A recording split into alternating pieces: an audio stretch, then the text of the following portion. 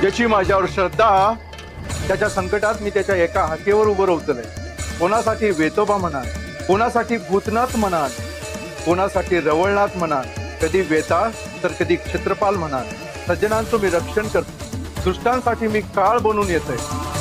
माझ्या लेकरांका कोणी त्रास दिल्या तर मी नाही, माझी काठी बोलता.